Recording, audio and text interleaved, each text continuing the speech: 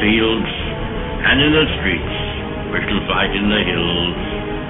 We shall never surrender. Who sees firsthand the concrete and mortar, the guard posts and machine gun towers, the dog runs and the barbed wire, can ever again take for granted his or her freedom or the precious gift that is America.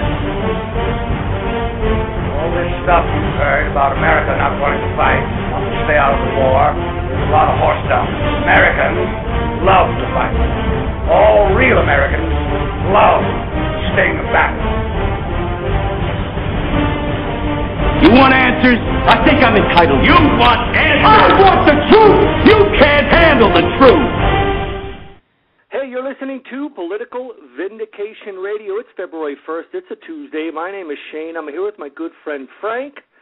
We're here every How's everybody Tuesday. doing tonight? Culture, history, politics. Tonight, we've got a great treat for you. We're talking communism. We're talking infiltration. We're talking the history of communism in America. And to do that, we've got an author, professor at Grove City College, Paul Kengor. Professor, thank you for joining us on Political Vindication Radio. Yeah, hi Shane, good to be with you. Oh, it's awesome to have you. You know, Professor and the Kengor. co-host? Frank too. How you doing, Professor? Good. We got your book on Kindle, which is the newest and latest thing, you understand, and carrying that around with us and going through this Frank back and forth on the phone with each other as we're pulling our hair out and, alternatively laughing and crying, Professor, over some of the things in this book, because it will enrage you, some of the things that you that's hear. what it was like researching it too.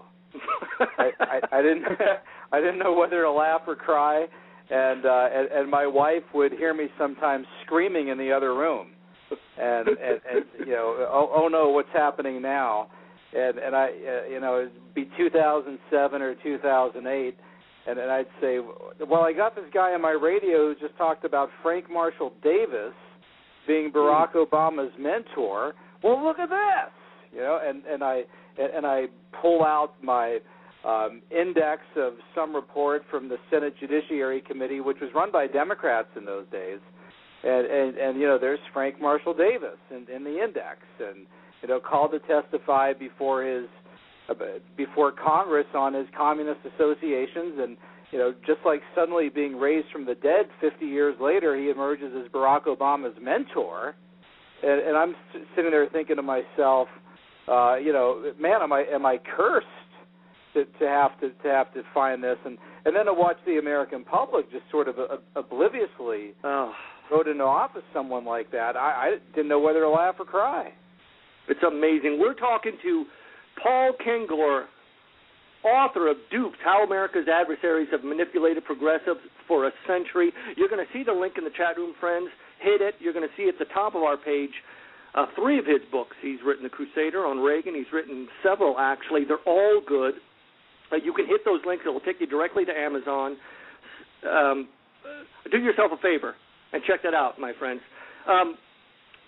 Professor, I want to start from the beginning, and I know that you lament in the beginning of the book how you having to go back and kind of make the case that communism is dangerous can be unfortunate. But I want you to talk to us a little bit about communism and why it's dangerous, and I want to ask you to kind of throw this in. A lot of the people that I'll debate on this will say the Russian version was unnecessarily brutal. That actually communism imposed correctly, it's really bliss with a couple of birth pangs. What's wrong with a little social justice and class equality? What's so bad about communism, Professor? Well, first of all, communism is not about class equality. Communism is about class hatred. And this is something that the liberals do not understand. They'll talk about how Nazism is bad because when you really peel away all the layers of Nazism, it's just pure hatred, which it is. But, Nazism was hatred based on ethnic group, on ethnicity, on different groups that Hitler deemed undesirables, misfits, from Jews to gypsies to Slavs to the mentally disabled. Communism is hatred based on class. it preaches, Marxism-Leninism preaches actual elimination of classes. Now, Marx, I could tackle Marx specifically in a minute, but if the Russian version was a perversion of communism, okay, and the Russian version killed anywhere from 20 to 60 to 70 million people. In fact, Alexander Solzhenitsyn used to say 60 million people. And the very latest numbers, a book that came out by Alexander Yakovlev, who was Gorbachev's principal reformer, published by Yale University Press a few years ago, said that Stalin alone killed 60 million. Okay, but if Russia was a perversion of communism, well, how about Maoism, which killed 70 to 80 million people? How about Pol Pot, who killed 2 to 3 million people with his Khmer Rouge out of a population of only 5 to 7 million, talking 40% of the population in 4 years? How about the 100,000 that have been killed trying to 40,000 to 100,000 who've died trying to swim out of Cuba since 1959, or the 15,000 to 18,000 that Castro has purged, which is 5 to 6 times the number of people that Pinochet killed in Chile. How about the people killed by Nicolae Ceausescu in Romania? I mean, do you want me to go on and on and on with this? And it's not a perversion. It's the way it is. Well, and I guess that leads us to your book Dupes, which of course you talk about Americans being used as propaganda tools for the Soviet Union throughout the duration of the Cold War. I guess my first question for you, Dr. Kengor, is what were the Soviets trying to accomplish in using these dupes throughout that era? Sure. Yeah. What the communists realized, and here you have the Soviets, the Bolsheviks took over Russia in October 1917. They founded the Comintern, the Communist International, in March of 1919. Now, here's another thing the liberals have gotten wrong for 90 years, okay? The goal of the Communist International is very clear. That's why it's called the Communist International, was to have worldwide communism, okay? I mean, Marx, I'm holding the Communist Manifesto in my hand right now. I've got it in front of me. And the very last words here are workers of the world unite. I mean, this was to be a global revolution. I mean, that's how this was to be done. Very last words, let the ruling classes tremble at communist revolution. The forcible overthrow of all existing social conditions. This is old peaceful Marx, right? The proletarians have nothing to lose but their chains. They have a world to win. Working men of all countries unite. So the Bolsheviks, Lenin, Marxism-Leninism, they try to implement communism all over the world. So the Comintern is going to be the vehicle for that. Now, what the Comintern would do, it would be central headquarters for directing all the communist parties of the world. And the communists in Moscow, they wanted every country in the world to have a single communist party. Okay, and in fact, they ordered the American Communist Party because there were 2 or 3 of them at first, not really 2. And I have the documents on this in Dupes. By the way, there's a website, thedupesbook.com, thedupesbook.com, and also the book has all these documents in there. But they actually ordered the 2 American parties to come together, to join, to form one party. And each of these communist parties in every country in the world would be directed by Moscow. They would be subservient to the Communist International. That was their goal. Now, specifically in America, in Chicago, in September of 1919, remember the Comintern was founded in March of 1919. In Chicago in September 1919, the American Communist Party is formed. And in Dupes, in fact, the very first document that I came across in the declassified Comintern archives on Communist Party USA was a letter, a statement from the comrades in Chicago reporting to the comrades of the Comintern, saying basically, we've done it. We've done, workers of the world unite. Long live the international revolution. Long live the Soviet Socialist Republic. I mean, they wanted America to be a Soviet republic. That was the goal. Now, fortunately, because communism was such a horrendous idea that even great progressives like Woodrow Wilson realized it was bad. I mean, Woodrow Wilson called the communists barbarians, terrorists, and tyrants. Because it was so bad, it never got popular appeal in the United States. At the peak of party membership, when the American Communist Party was at the height of its membership, it was only about 100,000 members in the 1930s. So what they realized from the very beginning is that they needed to dupe American liberals and progressives. They needed to get these people who were on the left like they were, not as far to the left as they were. I mean, point 1 here of Marx's 10-point plan on page 65 of the Communist Manifesto, point 1, abolish all private property, right? Abolish all private property. I mean, progressives would abolish some private property, but not all of it. But the communists learned which buttons to push with the progressives and liberals, not always concealing from the progressives and liberals that the communists were even communists, and they learned how to dupe them, to trick them, to come to their rallies, to sign their petitions, and to join their organizations. So the dupes here would be imperative to the American communists furthering Stalinism and the goals of Stalinism around the world in the United States. Sorry, that's kind of a long answer. Well, it's a great answer. You can just keep on going for the next 2 hours. Thank you very much.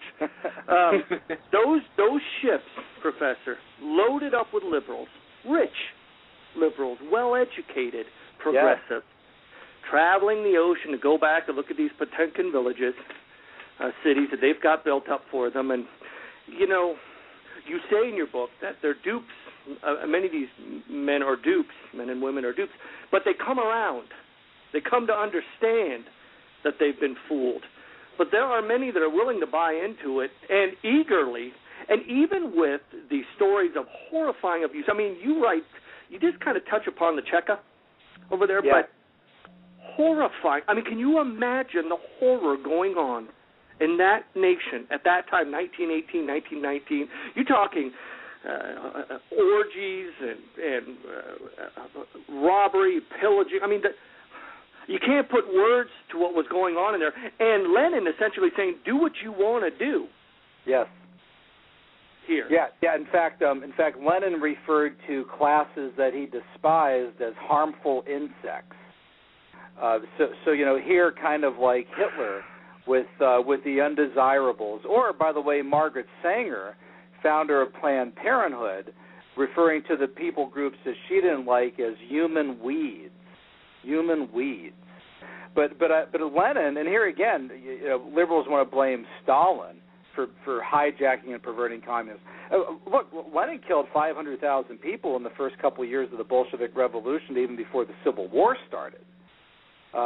So I mean, he's annihilating people.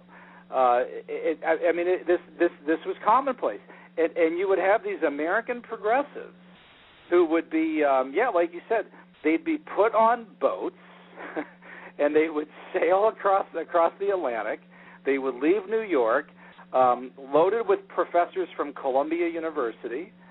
Columbia is absolutely far and away, beyond question, you can quote me, the worst of all American universities, hands down, when it came to this. No one is even close. Don't pick on Harvard. It's Columbia that was really, really bad. And they would go over there, and they'd be suckered.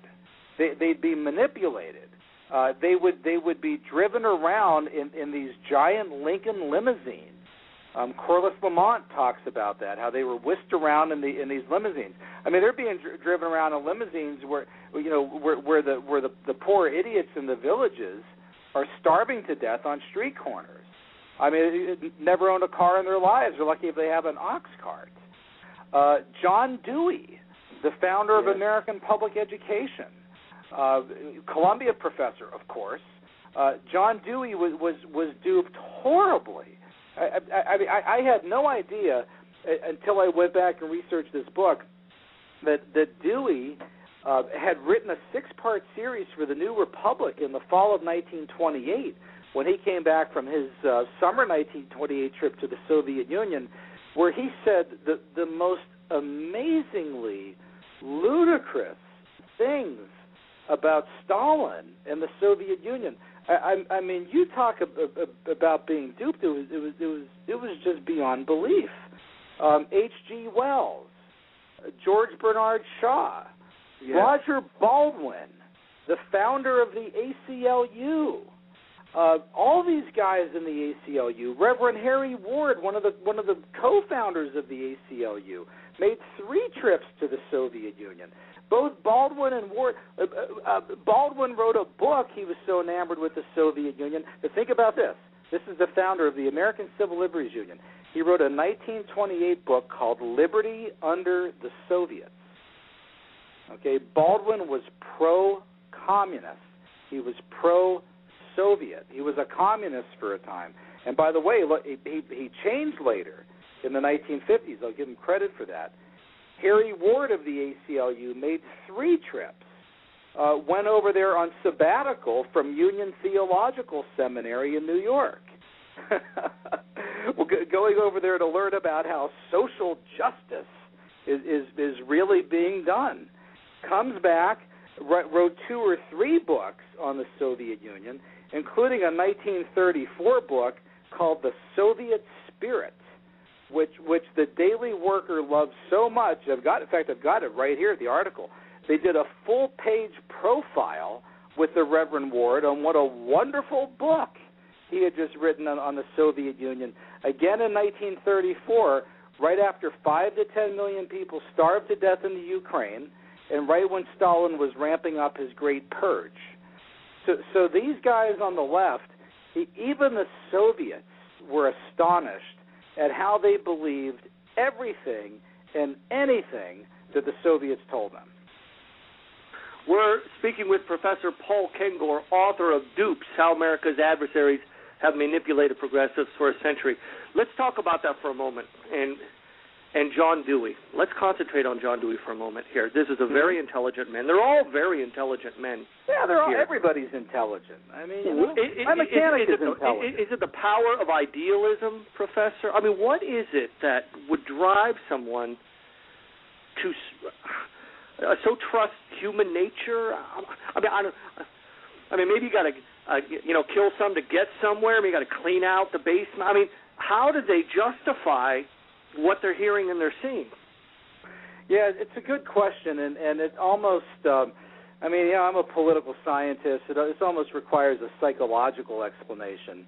But in a sense, I mean, the one commonality that most of these people had is that they were secular leftists, and they were all searching for their earthly utopia. And it's no coincidence that communism rises up generally worldwide, and in the Soviet Union specifically, and in America in particular, right at the same time that progressivism is rising. I mean, progressivism, you could trace it to the turn of the century, 1890s, early 1900s, but it's really going full steam ahead after the presidencies of T.R. and Woodrow Wilson, 1910s, 1920s. And that's right when communism is taking off. So a lot of these progressives thought, okay, here's a group in the Soviet Union that ain't messing around, right? I mean, they're going full hog over there, full bore, and let's go see what this is like. And many of them were just, they put their usual cynicism and suspicions, they just threw them to the wind. Yeah. And I mean, normally these people who are so cynical and so skeptical that you can't talk to them about anything. I mean, try to talk to them about religion, about belief in God, and it almost sickens you at how cynical they are. And here they are, they go over there and they believe everything that Stalin tells them. So I think they wanted to believe. That was a big part of it.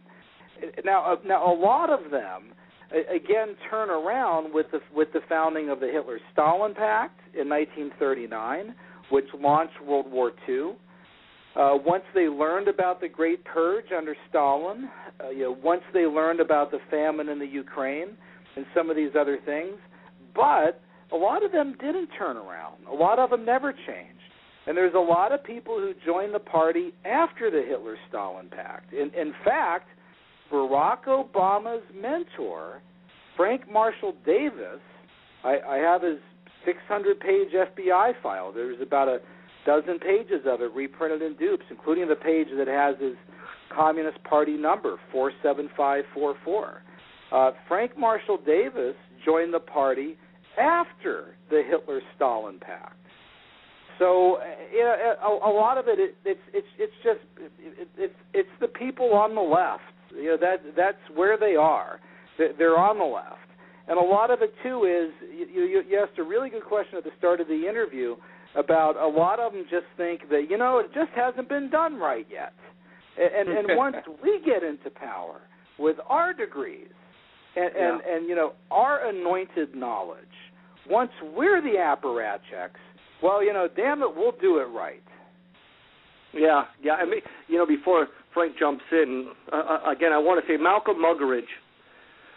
You touch on him a little bit. I don't know if that's how you say his name, but British journalist, commentator. This is a guy who carries his skepticism with him. Right. And you write that he's bewildered by the credulity of his friends. And he writes about it. And you know what? Now that's what I expect. I can respect a progressive like that who's going to take it, to its logical ends here. But I would love to read more about him, too. You call him one of the century's illustrious converts to Christianity. I'd like to know more about that guy, Yeah, Malcolm Muggeridge is a great story. I mean, he went over there with these Potemkin progressives. And he was a Brit, very cynical, very skeptical, kind of a curmudgeon. And maybe, I don't know if we want to go there, but, as a Christian, I see a spiritual explanation for a lot of this. And I know what I'm about to say will just enrage atheists, but I do believe that there's a certain amount of light, if you will, capital L and small l, in your soul that you get through coming to an understanding, a religious understanding, whereas the people who don't have that kind of wallow in the darkness and can be repelled from the light and attracted to darkness. And so maybe Muggeridge's conversion to Christianity, I think, is something that's not inseparable from this. But Muggeridge was there, and I have the quote in front of me. He's talking about these people his fellow progressives, who were being taken on these Soviet tours by Soviet handlers. Muggeridge said, quote, they are unquestionably one of the wonders of the age, and I shall treasure till I die as a blessed memory the spectacle of them traveling with radiant optimism through a famished countryside, wandering in happy bands about squalid, overcrowded towns, listening with unshakable faith to the fatuous patter of carefully trained and indoctrinated Soviet guides, repeating like school children a multiplication table, the bogus statistics and mindless slogans and endlessly intoned to them. It's exactly right. And Muggeridge wrote, the almost unbelievable credulity, naivete, gullibility of these mostly university-educated tourists astonished even Soviet officials used to handling foreign visitors. And he said here, too, that these people were universally progressives. These fellow passengers provided my first experience of the progressive elite from all over the world who attached themselves to the Soviet regime, resolved to believe anything they were told by its spokesman. They were universally upholders of progressive causes and members of progressive organizations, mostly academics and writers, ready at any moment to rush on a stage, cheering and gesticulating, a Western version of the devotees of Krishna who throw themselves under the wheels of the great juggernaut. And what he's describing there in the 20s and 30s, I found that all the way up through the 1980s, including the case of people like Ted Kennedy, who the Soviet defector Yuri Bezmenov, talked about manipulating through a staged wedding. They were amazed at how people like Ted Kennedy again seemed to believe everything that the Soviets told them. Yeah. Dr. Kengor, being a history major myself in college, what I found out about the Cold War is that, according to liberal professors, there's three main events that happened throughout the Cold War. The first was, of course, the civil rights violating trials in front of the House Committee on Un-American Activities. The second was sort of the rampage of Joseph McCarthy. And the third was the nobility of the 1960s hippies and liberals who came to the rescue of all these civil rights. And I guess when we look at HAWC, the House Committee of Un-American Activities, you talk about the Hollywood actors in particular. You go into that, and that's one of the things that Hollywood actors really fought back against, a lot of their reputations. My question is, was communism real in Hollywood, and who were some of the bigger players? I know you talked about Ronald Reagan, but you also talked about people like Humphrey Bogart, who we called Dupes. Can you tell us a little about that? Yeah, there were, and here again, it's precisely what happened, was that there was a very real infiltration, penetration of communists into Hollywood, who really were looking to, if not quite hijack, at least heavily influence the motion picture industry. And as Reagan later said, I mean, think about this. In the 1930s and 1940s, before TV, before mass production of foreign films, I mean, Hollywood had the corner on the market for the whole globe. I mean, you're talking 90-95% of the market. And in Dupes, I give quotes from Lenin and Grigory Zinoviev, the first head of the Comintern, talking about how they wanted to influence and penetrate cinema, as they called it, as early as the 1920s. This is a very real attempt. And the communists in Hollywood, there were a lot of them. There really were. And almost all of the Hollywood 10, I'm sure you didn't learn this in college, almost all of the Hollywood 10, who were mostly screenwriters, if not 10 out of 10, it's at least 9 out of 10, were hardline communists and actual dues-paying members of CPUSA. John Howard Lawson, who was called Hollywood's commissar, he was the worst of them. Dalton Trumbo, Albert Maltz, Alva Bessie, and get this, guys. I was really surprised to find this. In Dupes, I give those four men right there, I give their actual 5-digit Communist Party card numbers. Okay. Yeah. I mean, that's the sort of high level of evidence that we know. And you're thinking, wow, Professor Kengor, good job. Would you get that from an FBI file? No, I found the 5-digit party numbers in the New York Times, New York Herald Tribune, Washington Post, all the newspapers that reported on when these guys were called before the House Committee on Un-American Activities in 1947. They got there, and Lawson and Trumbo and all these guys who have been telling Bogart and Bacall and Judy Garland and Danny Kaye and Katharine Hepburn and Gregory Peck, all these actors and actresses, they'd been telling them, oh, look, we're liberals and progressives just like you guys. These congressmen, who, by the way, were mostly Democrats, the House Committee on American Activities was first run by Democrats and was run by Democrats through most of its existence. Maltz and Bessie and Lawson and Trumbo tell these actors and actresses, look, we're just liberals and progressives like you. And so this gets all the liberals worked up. They get there. This is a police state. How dare Congress do this? Yes. You know, we're going to be next. And they get there and they get put on the stand. And, boy, Congress actually has some evidence. Congress lays out on big poster board all the different articles they wrote for this, the articles they wrote for that. Here's a check to so-and-so. Here you are in the masthead here. Here you are writing an article for the Daily Worker. Oh, and by the way, here's your Communist Party card number. Here's all the different communist fronts you've been a part of. Here's when you started going to, here's an affidavit. Here's all this and all. And the response of these guys, of John Howard Lawson and Dalton Trumbo and all these guys, I'm not making this up, was to look the congressman in the eye and say, not, oh, no, you're right, you got me, which would have been the obvious response because that was true, but to say, Nazi, fascist, Hitler. Yes. That's what they did to him. They had to be escorted out of the room.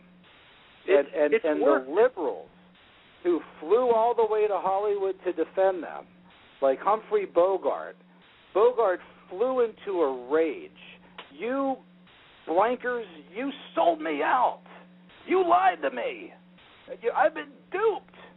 And now the narrative is, from all of our liberal professors and everything, that the bad guys, the bad guys were the communists who were pro-Stalin, who lied and made fools and almost wrecked the careers of their liberal friends. No, the bad guys were the people on the House Committee on Un-American Activities who called these wonderful defenders of civil liberties and First Amendment and U.S. Constitution champions to Washington in the first place. And by the way, all those guys are always just labeled with one word, McCarthy, even though McCarthy wasn't there because McCarthy was a senator and wasn't a member of the House Committee on Un-American Activities. So we're still being duped to this day. Yeah, well, and, it's interesting, the blacklisting of innocent people just because they have a different belief. What about the First Amendment? What about freedom of conscience? And, they keep pushing this. It's still powerful. It still works. But early in your book, you talk about the oath that those took who became members of the Comintern. And that oath was an understanding that you might have to do terrible things to good people in your country in order to start the revolution. Well, it was a loyalty oath to the Soviet Union. And in fact, again, to Roger Baldwin's credit, the founder of the ACLU, Baldwin came around late 1940s. It took 30 years, but he came around, and Baldwin started demanding a loyalty oath from ACLU board members, because Baldwin said, look, anybody who's championing the Soviet Union and Stalin's Russia is not serious about civil liberties. And that's not Baldwin being a fascist. That's not Baldwin being anti-civil liberties. That's using your brain. That's all that is. And it's not like they can't make movies. I mean, here again, would liberals tolerate any of this from people who were pro Hitler? No, they wouldn't. But they tolerate it from people who were pro Stalin. Hitler killed. Well, wait a minute. Wait a minute. But wait, Professor. In Jonah Goldberg's book, Liberal Fascism, the left had a budding love of first. Maybe a one-night stand with fascism. Yeah. War communism. I mean, the idea, but they fell out of love. Right. Yeah. I always get in trouble when I make that analogy from someone like perceptive like yourself. Always catches me on this. You're right. I mean, it's not right to say that Hitler's from the far right, for example. I mean, he was a nationalist and a socialist. I mean, look up the acronym. Look up where the word Nazi comes from. And really, I mean, if you want to see the tightest common bond, what Hitler's pathological hatred of Jews and other ethnic groups boiled down to was his eugenics streak. His desire to purge the races, to create a more pure race, to eliminate the undesirables. And that whole eugenics movement, that's of the left. And again, Margaret Sanger, founder of Planned Parenthood, which began as the ABCL, the American Birth Control League, which, by the way, had Katharine Hepburn's mother as one of the board members. That group, Margaret Sanger herself said, there's an article she wrote for The Nation called on the Pope and Birth Control, January 1932, where she said, let me be clear, we do not support abortion. Okay, we do not support it. Only monsters support abortion. So what we want is birth control. And she wanted birth control to be able to control the races. So in that sense, the commonality there, Hitler, it's closer to the left than anything resembling where modern conservatives stand today. Dr. Kengor, let's skip ahead here in history. Let's skip up to the 1980s here. And I know you had a big story about Ted Kennedy came out a few years ago. I think it never got as much press as I think it deserved or warranted here. Ted Kennedy, did he undermine Ronald Reagan? Well, he tried to, and that document is in the book. It's reprinted there in both Russian and English, and it's by the way, I understand that it's since been resealed in archives, in the Soviet archives. But it's a May 14th, 1983 document. In fact, it was found in the Central Committee archives of the Soviet Union. And it's a letter written by the head of the KGB, Viktor Chebrikov, to the head of the Soviet Union, Yuri Andropov. And when I first got this letter, guys, I mean, the first words on the paper are special importance, and then it says Committee on State Security of the USSR, which is KGB, and then the subject head, now tell me this doesn't get your attention, regarding Senator Kennedy's request to the General Secretary of the Communist Party, Y.V. Andropov. And then you read this, and it's about a confidential offer. It says, through confidential contacts made by Senator Edward Kennedy to Andropov. And the first page here, Senator Kennedy, like other rational people, is very troubled by the current state of Soviet-American relations. The main reason for this is Reagan's belligerence. And the letter goes on to say that Kennedy believes that the reason for the exacerbation, the increase in tensions between the U.S. and Soviet Union, it's not the fault of Andropov. In fact, as the letter says, Kennedy is, quote, very impressed, unquote, with Andropov, who, by the way, was the worst Soviet leader and most brutal since Stalin. But it says that Kennedy is troubled by Reagan. It's Reagan's fault, what's going on here. And making it worse, Reagan is easily cruising to re-election. So we need to find a way to stop Reagan and stop his defense policies, counter, as the word is used. And so what Kennedy suggests, as the letter says, is that he fly to Moscow, he meet with Andropov and the boys, and they basically develop a kind of a PR strategy, that's my word, PR, to better communicate the Soviets' peaceful intentions to the American public. Because they need to work around Reagan, because Reagan is good at propaganda, as the letter says. And so they would arrange interviews in the United States.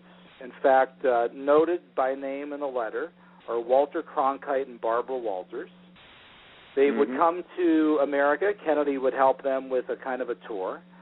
And hopefully here this would work. This could counter Reagan, especially with Reagan's re-election coming up in 1984. And by the way, as the letter ends, Kennedy hasn't ruled out that he could be running for president himself in 1984. So that's actually what the letter says, and it's a jaw dropper. It's scandalous. It's stunning. And I first found it and started reporting about it in 2006. I think Rush Limbaugh has spent about 5 days talking about it over the course of the last few years. Everybody in conservative radio and internet talked about it, and I've yet to receive one call or one inquiry from anybody, anywhere, in the entire mainstream media, even to ask me if the document is legitimate. They just incredible. That's treason, Mr. Kengor. Well, treason. It's bad.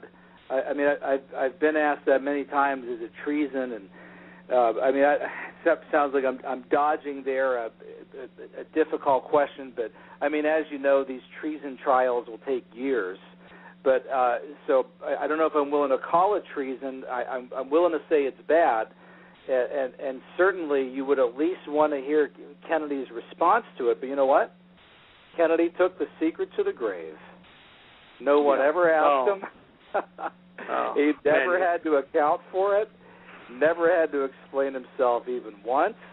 The media protected the last lion of the Senate all the way to the grave.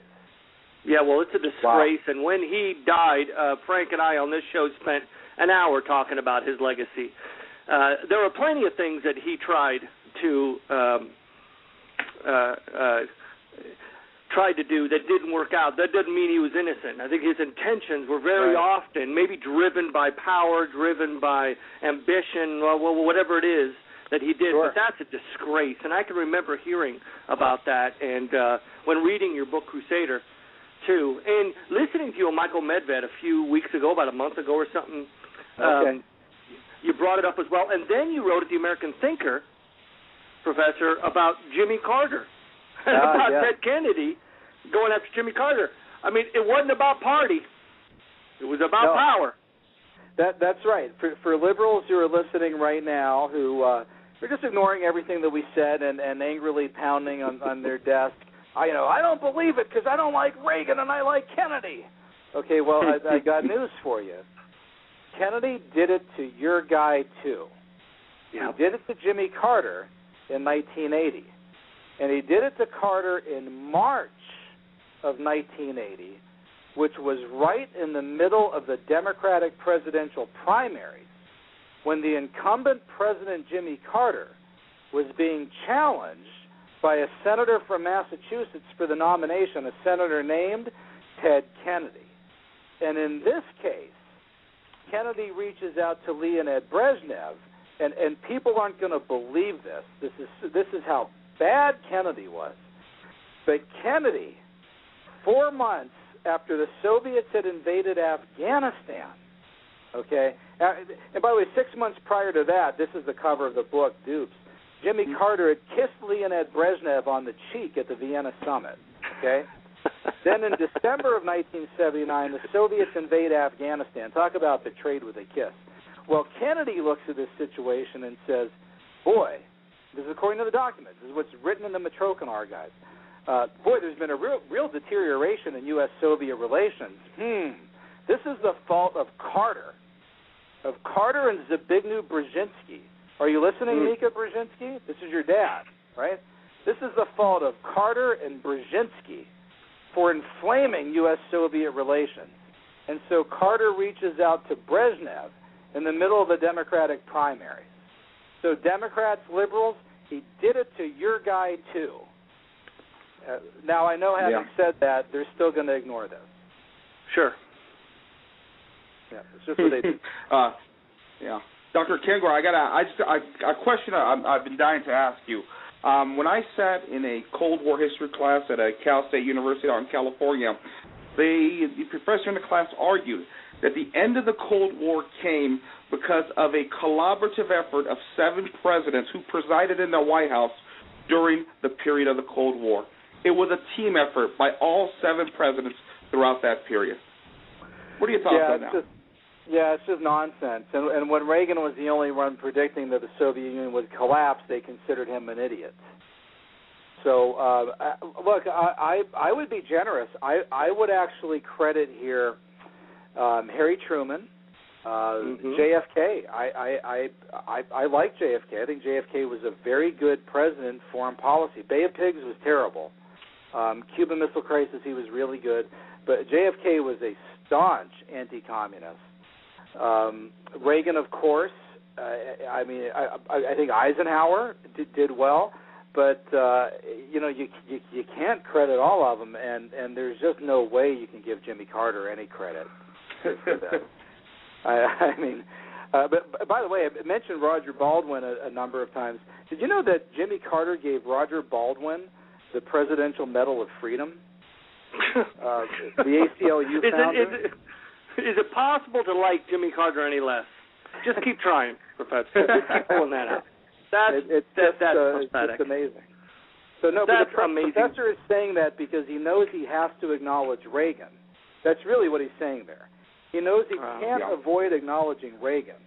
So the way to kind of begrudgingly acknowledge Reagan is to just say, well, they all did it. They were all responsible for it. But that's nonsense. You know, your wonderful and by the way, column in the Wall Street Journal. With them? The Soviets and the people of Poland and Czechoslovakia and throughout the Iron Curtain, if they were sitting in that room, if they didn't stand up and storm out and protest, they'd say you're nuts. You don't know what you're talking about. Yeah. And you write beautifully about that, Professor, in your Wall Street Journal column that was in Wall Street Journal yesterday, when Reagan really spoke truth to Soviet power. Huh? I said you're really up to date on things. You know everything I write. You know what? I have been immersed in Kengor lore for the last 3 weeks, ever since I heard you on Michael Medved's show. Now, I read your book Crusader years ago, 3 years ago or something like that. I got it from the library. Yeah, it came out in 2006. Was it 2006? I went in there, and that was awesome, too. And a little bird told me that there's a movie in the works. Did I hear that correctly? A movie on Reagan based on the Crusader, and also my 2004 book, God and Ronald Reagan. And it's a what they call a biopic, and it's got a budget of $30 million. So they're not filming. They're still working on it, and I'm involved a little bit, not a lot. I talk to the screenwriter quite a bit because he's basing it on the book.